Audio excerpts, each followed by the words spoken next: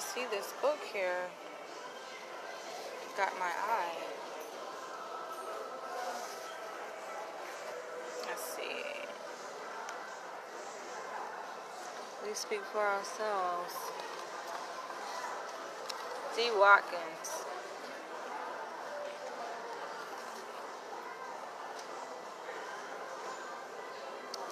This is interesting. I've never heard of it. Let me see. Have I seen the author before? I think I've heard of that author. I love to come to Barnes & Noble, you guys. This is like one of my favorite places. I like to see what new books they got out before we were wicked. Okay. I was glad to find out that they actually have this book that's required for my class. That's the main reason why I came out here. I had to call in advance to check and make sure. And it was like, yeah, we got it. I was like, okay then. Okay. Put it on reserve. I will be there. But let's see. Yeah, I like live in the bookstore.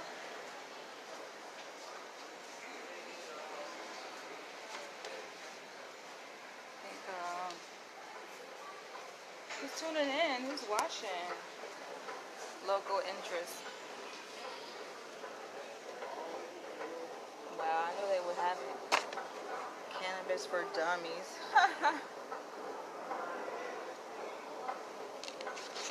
They got a book for everything.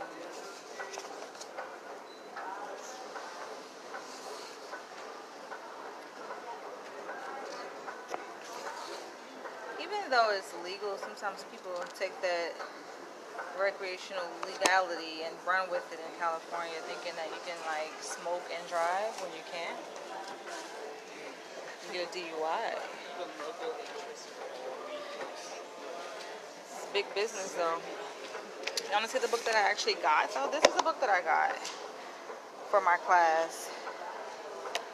And it wasn't that bad. It's just $20. I'm taking this mindfulness class because guess what, you guys? I'm like near the end of my PhD program, so I'm taking my electives, and mindfulness is one of the electives that I'm taking over the summer. And so my professor asked that we get this book, this workbook. She was like, make sure you bring it with you guys on the first day. I'm just like, And we're supposed to bring some meditation cushions, and I'm like, she just got us doing way too much for this class, y'all. She's like, dress professionally, but no yoga pants. Like, how are we gonna do meditation on the floor? Does she want us to dress professionally? Like, really? I don't know, y'all. We're gonna see how this class go. We're gonna see. So this is, I want to come up here to see what books they got in the fiction section. Stephen King got the fiction game on lock. He almost got like his own freaking bookshelf, his entire bookshelf. Like 4 rows of Stephen King. Look at that. Yeah, y'all, when I was living in Atlanta, I used to be in the bookstore like every day. This is my favorite spot to come. I mean, it's no surprise. You guys know I own a literary organization called Ubawa, so it's no surprise. Of course, your girl loves books. Even when I was a little girl, like, hey, that's what I would do. Just lock myself in my own room and read. And they'd be like, dang, we can yell at everybody else out in the living room talking. And guess what? My head be in a book. James Patterson. My friend, he likes James Patterson. And James, he got the fiction game on lock too. He got 1, 2, 3, 4, Dang, he got the entire, dang, wait, he got like 8 rows, y'all. He got this entire fucking shelf here. Entire bookshelf right here. And then he got these top 2 rows. Like, that's what you call a literary genius. Like, look. All of these. James Patterson. I'm talking about. He got it on lock. Wait, actually he got 6 here. And then he got 3 here. He got 9. Damn. Y'all. Shout out to James Patterson. Okay.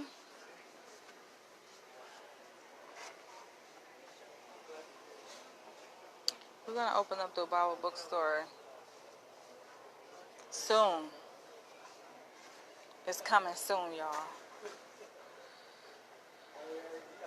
And I've been asking the members of Ubawa, where should we open it at? LA, New York, or Atlanta? And I think most people say Atlanta. This is teen fiction. ATL, because that's where most of my authors are. The southeast area. Everybody want to do a book on Obama. Unauthorized book. Now this summer I'm supposed to be finishing writing my autobiography. I really have to like discipline myself because I just got a lot on my plate. Like, I'm taking 2 classes. I have 2 electives I'm taking this summer.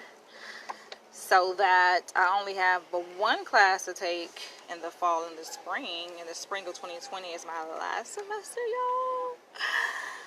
Yeah, so yeah, I'm taking these 2 classes over the summer. And then, how much is this?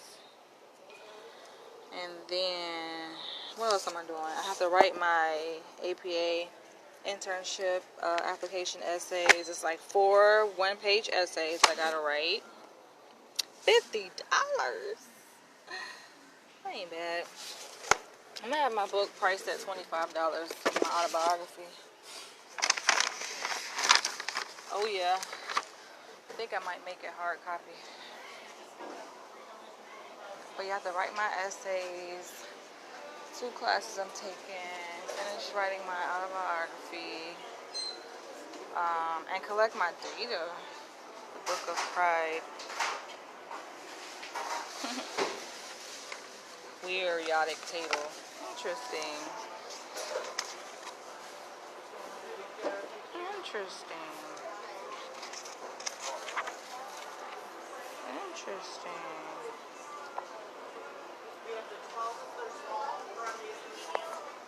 Yeah. I also come to Barnes & Noble to get inspired too. Because, you know, looking at these different stories and different book ideas inspire me. Social sciences. I like that. Mother is a verb. What's up, Mr. Lewis? Where are you tuning in from?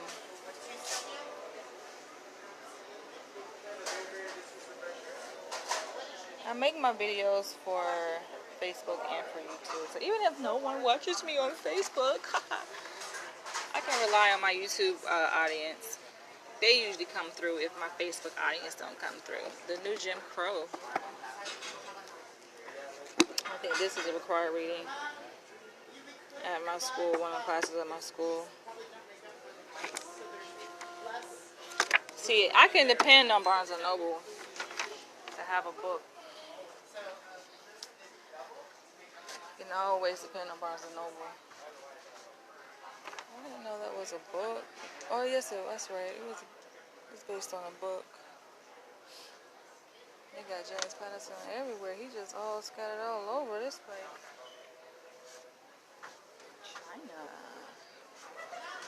I even wrote some children's books like, y'all, waking up to the Facebook catastrophe. What is this, a political science book? Yeah, God, I have like so many books that I've written, and I know people have been like, Stacey Abrams, like, when are you gonna release them? Y'all, I'm gonna release them in due time.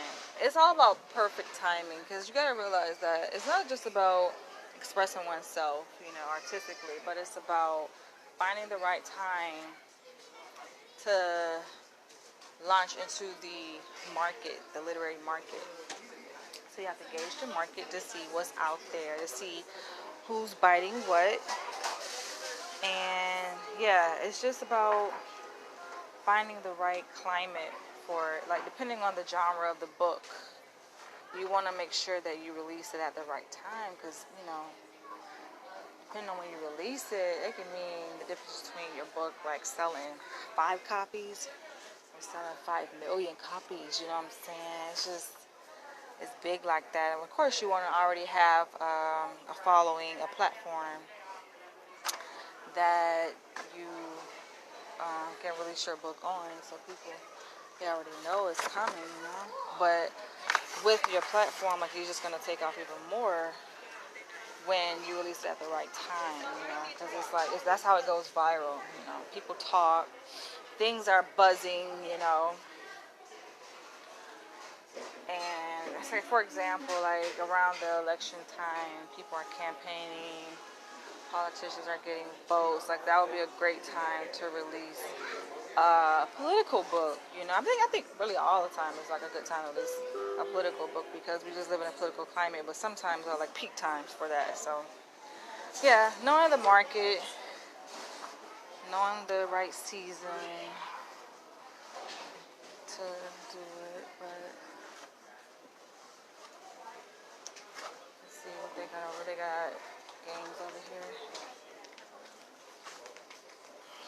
Yeah, this is my favorite place. Like, I could just stay here all day, but I'm not gonna stay here because I got clients to see early in the morning. Yeah, it's a revision early in the morning.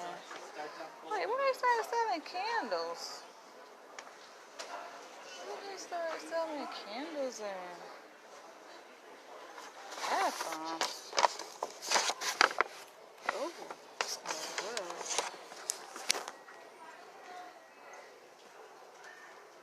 Oh my gosh, this stuff is strong. Oh my gosh, this stuff right here, y'all. Fir and grapefruit. Ah, it really smells like grapefruit. I love it. Nice. $31. Okay then. I ain't buying nothing. I already bought this book. Put myself on restriction because I've been spending too much money lately. And I got plenty of lotion and oils and creams already at home that I already purchased. So makes no sense to just be spending, buying stuff unnecessarily. And see, like, Tiffany Haddish got her book. They got it classified in the humor section. See, that's a challenge too. Some authors don't know like how to categorize their books. She's published under Simon & Schuster, which is one of the big 5 publishers. I think they're located in New York, if I'm not mistaken. I'm pretty sure I think I've been by there before. But yeah, it's like some authors struggle with knowing like which genre to release their book in. And some people probably would think that, yep, New York, that's where it is. Avenue of the Americas. That's 6, I think that's like 6th Avenue in New York City. But yeah, like a book like that, I think that's pretty much like autobiography. But some people probably think that it should go in autobiography. But look, it's a better classification for humor. I don't know if you can place it under both though. They may have some restrictions with it. She tried to place it like under humor and autobiographies. Because if people came here and they'll say they was looking for her book, right? And they're like, where to find it, you know? Or even online. It might be a challenge.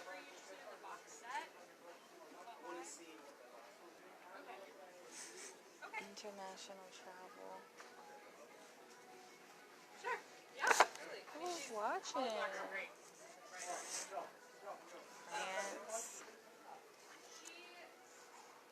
My colleague, she's in Paris. She went there for her birthday. I'm like, get it, girl. Everybody getting married too. I got like other colleagues getting married. And he went to like Italy, Spain. He like all over Europe. I'm just like, look at you. Look at you doing it. Oh my gosh, I might have to come back and get that lotion. That junk smells so good, that grapefruit. Smells fresh. Why you got Africa way down here though? You gotta kneel down. See how they do us? See, I pay attention to all of this kind of stuff. They got us kneeling down for Africa. They got us way down here. And then they got Spain all the way up there. And they got us kneeling down to look at Africa. Ain't that some shit? They got Africa at the bottom 2 rows.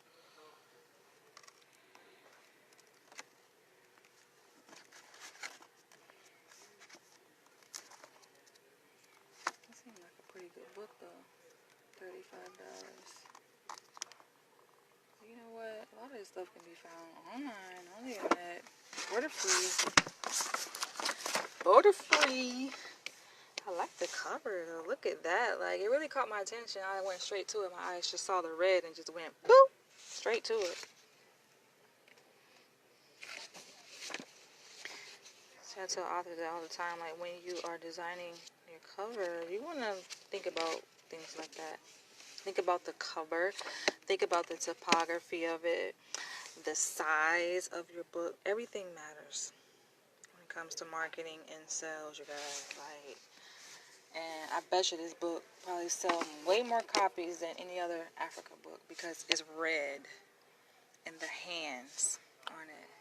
See, the hands are like, it connects, it's more personal, it's more humanistic than, let's say, this, an animal, you know.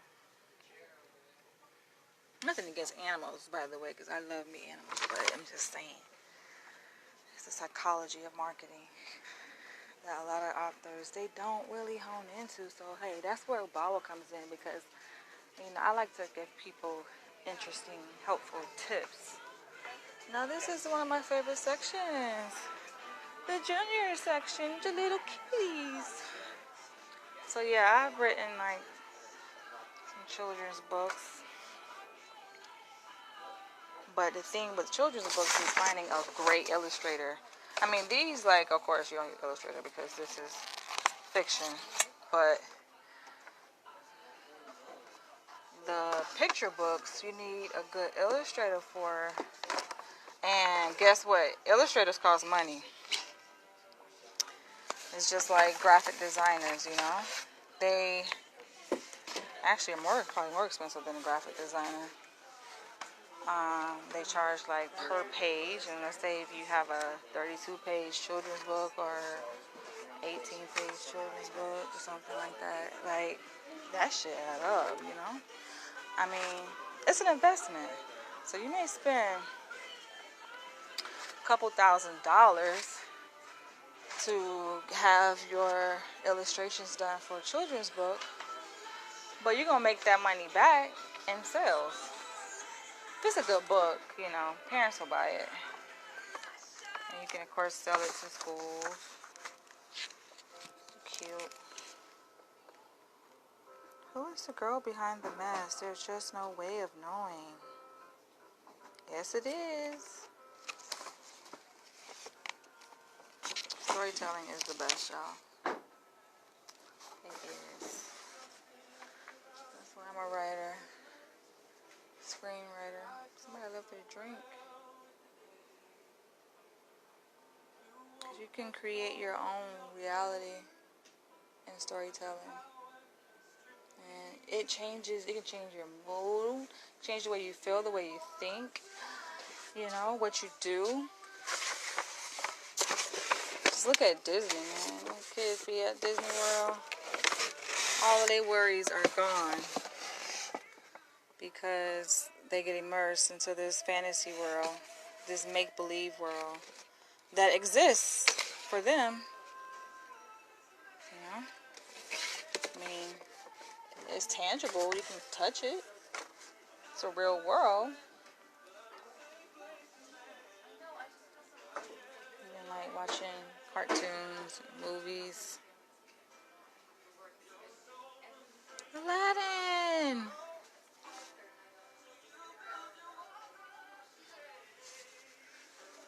See, even now, I'm like in a totally different world.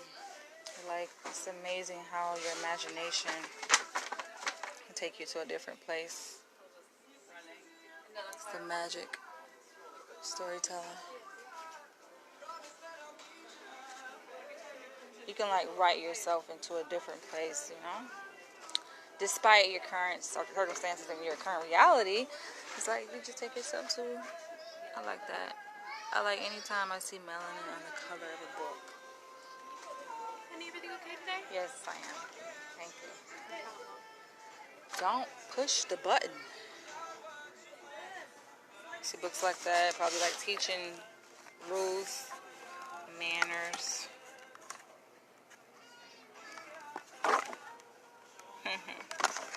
This is for the little kids here. Anytime you get a book with pages this thick, for the little ones.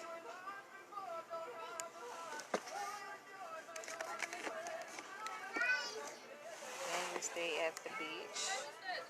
Who's watching? Wednesdays, I think it's like 10:30. Saturdays, I do the following. Workbooks. The book I just purchased for my class. It's a workbook. It's a mindfulness meditation workbook. Then we have games. Slime. This is a big thing like on YouTube now where YouTubers are making slime. You make your own slime. Know the ingredients. Oh, it's only $10. Check that out.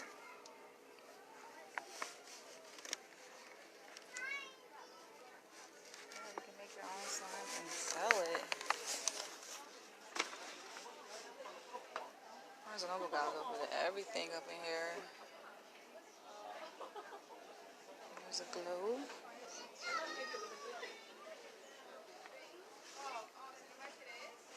Alright, kiddos. I'm about to be heading out. Oh, one of my favorite sections. How could I overlook this? Business. Section. Let's see what they got.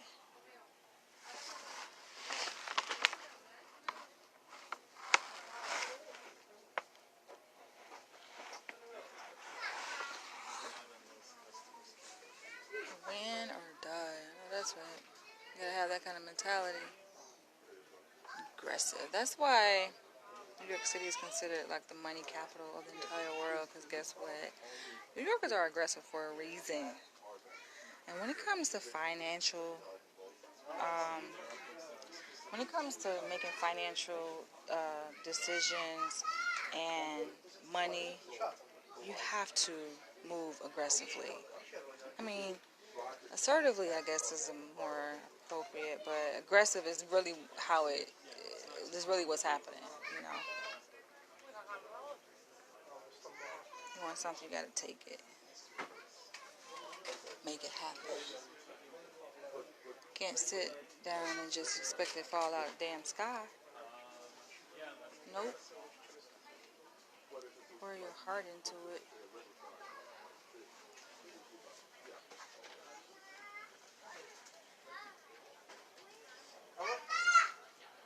Like he been through some shit.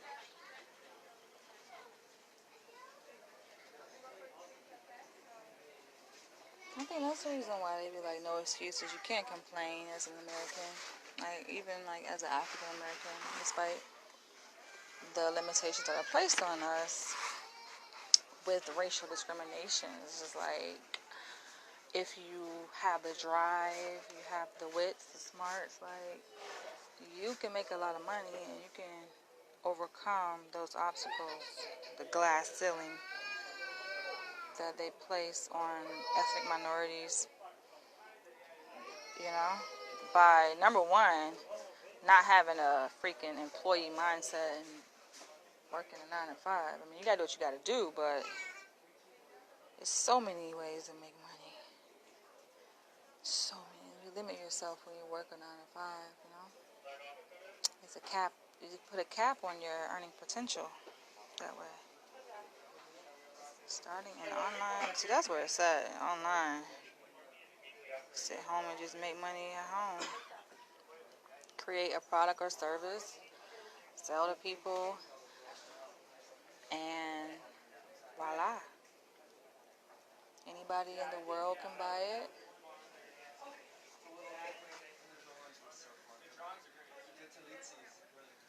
I think the best training though for entrepreneur is being broke. Like not having nothing, especially like being homeless. I think that was my biggest motivation. And of course being a college graduate at the time when I was homeless, I was like, oh hell no. I'm talking about getting on my grind. Yeah. They still make these? I guess so. But yeah, but like nah, you can't definitely put your success in another person's hands. And when you have a job, that's exactly what you're doing. Because guess what? They can cut your ass at any time. And you just like fucked. But I'm for real, I'm about to be out this time, yeah. I'm gonna catch you guys later. This lady complimented my outfit today. She was like, nice outfit. I was like, child, I'll just put something together. See my pants. But anyway, I'm about to go. I'll catch you guys later. Love you guys. Bye.